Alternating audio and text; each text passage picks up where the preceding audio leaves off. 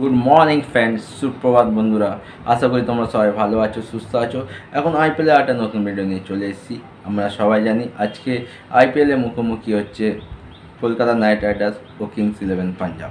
আজকের ম্যাচটা খেলা হবে কলকাতার হোম গ্রাউন্ডে ইডেন গার্ডেন্সে।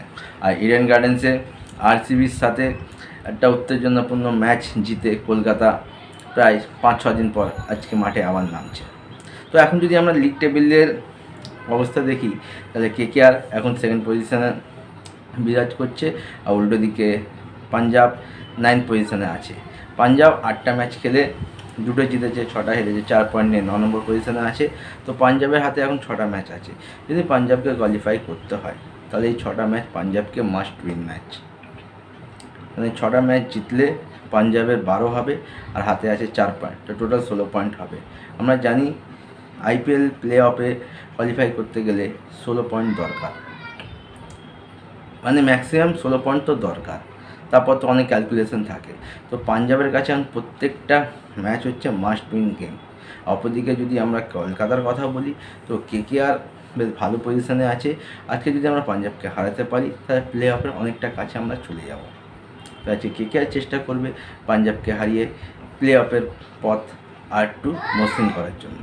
তো যদি আমরা আজকে ম্যাচের কথায় আসি, কোন কোন খেলোয়াড় বা পাঞ্জাব ও কলকাতার মধ্যে কে এগিয়ে আছে, কে পিছিয়ে আছে, তো সমস্ত কিছু কথা বলবো। যদি আমরা দেখি, এখনও অবধি আইপিএলের ইতিহাসে পাঞ্জাব ও কলকাতা 32 বার মুখোমুখি হয়েছে, কিন্তু 32 বারের মধ্যে কেকেআর 21 বার জিতেছে, আর সেখানে পাঞ্জাব 11 বার জিতেছে।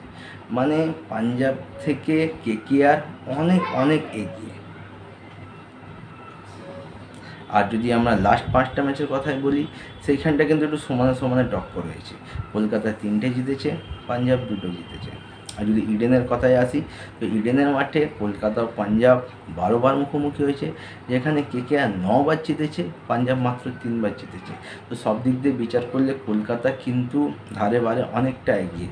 আর এটা যদি আমরা একদিকে দেখি, তো বীর যারা লড়াই হতে চলেছে। বীর মানে শাহরুখ খান, আর যারা মানে প্রীতি জিন্টা। তো যখনই পাঞ্জাব ও কেকেআর মুখোমুখি হয়েছে, তখনই নাম দেওয়া হয়েছে বীর যারা লড়াই। তো এটা একটা উত্তেজনাপূর্ণ ম্যাচ।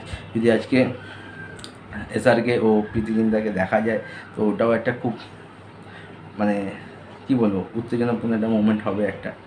তো যদি আমরা দেখি এখনও অবধি পাঞ্জাবের হয়ে যদি আমরা টপ পারফরমেন্স দেখি এই আইপিএলে, মোটামুটি কাদের ওপর টিমটা নির্ভর করছে।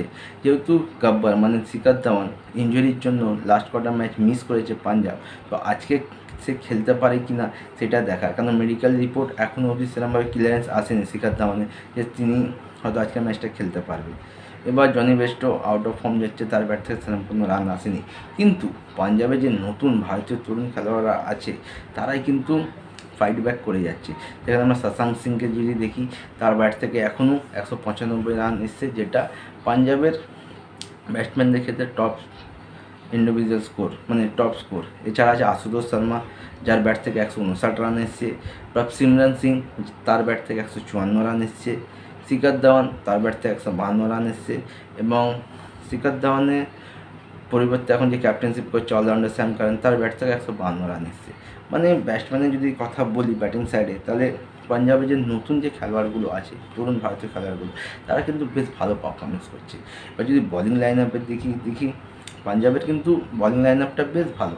পেস অ্যাটাক বলো বেশ ভালো। সেখানে আমরা রাবাডাকে দেখতে পাই, হর্ষদীপকে দেখতে পাই, স্যাম কারানকে দেখতে পাই, হর্ষল প্যাটেলকে দেখতে পাই।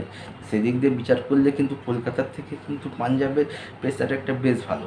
কিন্তু যদি আমরা কথা বলি, স্পিন ডিপার্টমেন্টটা কিন্তু আবার পাঞ্জাবের একটু নড়বড়ে কলকাতার তুলনায়।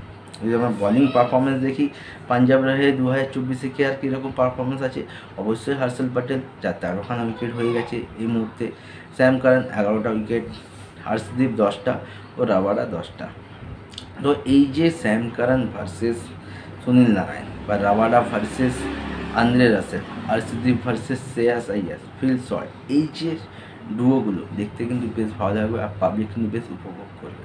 অপরদিকে যদি আমরা কলকাতার পারফরমেন্স দেখি ব্যাটিং ও বলিংয়ে 2024-এ, তো অবশ্যই সবার উপরে আছে সুনীল নারায়ণ, যার ব্যাট হাতে 286 রান আছে, সাথে 9টা উইকেট আছে এবং তার ব্যাট থেকে দুর্দান্ত 3টে অসাধারণ নক এসেছে, তার মধ্যে একটা সেঞ্চুরি নক আর রাজস্থানের বিরুদ্ধে। সেকেন্ডে আছে ফিল সল্ট, যার ব্যাট থেকে 249 রান এসছে। এরপর আছে আমাদের ক্যাপ্টেন বা স্কিপার শ্রেয়াস আইয়ার, যার ব্যাট থেকে 190 রান এসছে, লাস্ট ম্যাচে একটা ভালো হাফ সেঞ্চুরি এসেছিলো। এরপর আছে আন্দ্রে রাসেল, যেও তার ব্যাট থেকে 155 রান এবং 9 উইকেট আছে। যদি আমরা বলিং ডিপার্টমেন্টের কথা বলি, মিচেল স্টার্ককে যদি আমরা বাদ দিয়ে দিই, কারণ মিচেল স্টার্ক প্রতিটা ম্যাচে কিন্তু অফ কালার লেগেছে। ইভেন লাস্ট ম্যাচে ব্যাঙ্গালোরের সাথে যেমন লাস্ট ওভারে 21 রান ডিফেন্ড করতে হবে, সেখানে করণ শর্মা তাকে 3টে 6 মারছে। মানে করণ শর্মা একজন ট্যালেন্টেড ব্যাটসম্যান, আর মিচেল স্টার্ক যেখানে ইন্টারন্যাশনালের একজন টপ বলার, তাকে যেভাবে 6গুলো মেরেছে, তো সেটাই দেখার মিচেল স্টার্ক কবে তার আসল রূপে ফিরে আসতে পারে, নাকি মিচেল স্টার্ককে 2টো ম্যাচ রেস্ট দিয়ে দুষ্মন্তা চামিরাকে খেলানো হোক। কেন যখন একটা বলার সে নিজের 100% দিতে পারছে না, তাহলে তাকে 2-3টে ম্যাচ রেস্ট করানো হোক, তার জায়গায় দুষ্মন্তা চামিরা আছে, তাকে চান্স দেওয়া হোক। আমি তো এইটা মনে করি। যদি আমরা বলিংয়ের কথায় আসি, তো আমাদের নারায়ণ বলো, রাসেল বলো, প্রত্যেকে কিন্তু ব্যাট হাতে বল হাতে বেশ ভালো ভূমিকা নিচ্ছে। হর্ষিত রানা, যে কিন্তু নিজেকে প্রমাণ করছে বারবার, তার ঝুলিতে 9টা উইকেট আছে। বরুণ চক্রবর্তী উইকেট পেয়েছে 8টা, কিন্তু সে প্রতিটা ম্যাচে কিন্তু ভালো স্পেল করতে পারছে না। 1টা বা 2টো ওভার আছে যেখানে বরুণ চক্রবর্তী 20-22 রান করে খাচ্ছে, তো এই জিনিসটা দেখতে হবে। বা স্পিন যদি আর বৈভব অরোরা, সেও কিন্তু বেশ ভালো বল করছে, তো কিছুটা হলেও পেস ডিপার্টমেন্টটা আমাদের চিন্তায় রাখছে।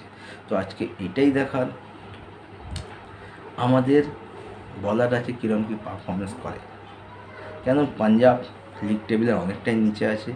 শিখর ধাওয়ান যদি আজকে না খেলে, তাদের কিন্তু ব্যাটিং লাইন আপটা খুব একটা স্ট্রং নয়। তো আশা করব যেরকম আমরা পাঞ্জাবের বিরুদ্ধে সবসময় ডমিনেট করে এসেছি, তো আজকেও ডমিনেট করে পাঞ্জাবকে হারিয়ে লিগ টেবিলে অনেকটা বা প্লে অফের কাছে আমরা পৌঁছে যাব।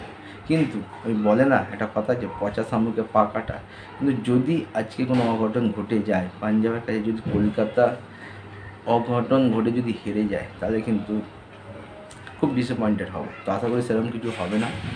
আজকে একটা ভালো টানটা নতুন কোনো ম্যাচ দেখবো। আর কলকাতায় যেভাবে হিট বা গরম, এই গরম উপেক্ষা করে মানুষ যেভাবে মাঠে আসছে, কেকেআরকে সাপোর্ট বা চিয়ার্স করছে, তার জন্য পাবলিকের জন্য একটা তো হ্যাট স্যালুট বানতে হয় বস। যদি তোমাদের ভিডিওগুলো ভালো লাগে, লাইক করো, কমেন্ট করো, শেয়ার করো। দেখা হচ্ছে একটা নতুন ভিডিও নিয়ে, ততক্ষণ